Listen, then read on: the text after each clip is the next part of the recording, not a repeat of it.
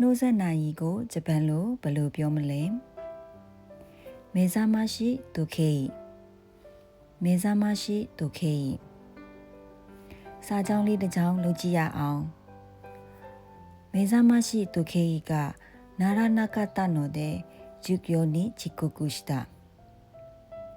目覚まし時計がနှိုးဆက်နိုင်ကならなかったのでမမီတဲ့အတွက်ကြောင့်授業に遅刻したအတန်းနောက်ကျခဲ့တယ်目覚まし時計がならなかったので授業に遅刻したနှိုးဆက်မမီလို့အတန်းနောက်ကျခဲ့တယ်